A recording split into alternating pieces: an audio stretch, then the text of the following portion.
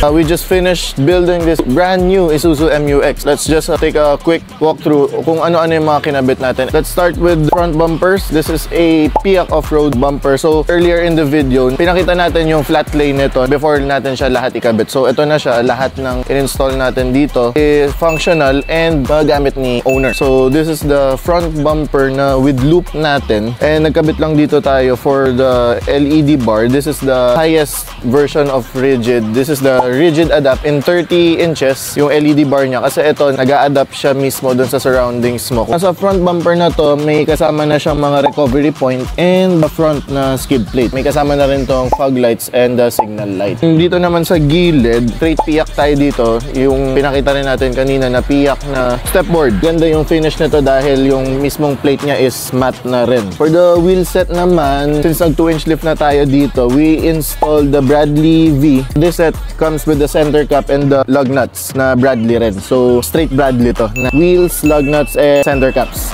Wrapped in the Toyo Open Country RT. Ito yung rugged terrain ni Toyo. This is the size 285 60/18. So saktong-sakto lang yung offset ng wheels natin paired with the chunky tires. Underneath, naglagay tayo na sa mga bago natin na suspension, yung Oldman Emu na Nitrocharger Plus. May ginawang video dito si Ken na it explains on how the suspension works, na may mga adjustment siya dito, yung mga sing-sing niya, na kung ano yung pangangailangan mo, and kung nakapag-bumper ka, naka-nudge bar ka lang, and depende dun sa load rating na kailangan mo. Then front and rear na yan. And naglagay tayo ng Jaos na mud flaps. Hindi naman sobrang naka-offset yung wheel set natin, pero naglagay lang din tayo dito for hindi sobrang talsik yung putik natin sa body. And by the way, this is a demo rig of Pina Beauty Care Philippines. Ito yung isa sa mga model cars nila. Madalas nyo rin makikita to sa daan and sa mga events ni Pina. Naglagay lang din kami ng konting decal dito na minimalist lang din. So, gusto lang natin ma-emphasize dito yung malinis lang din siya tignan and functional for the owner itself. Clean look lang pero matapang pa rin tignan. That's the Autobot way, syempre. Nandito kasi tayo ngayon sa concept ride.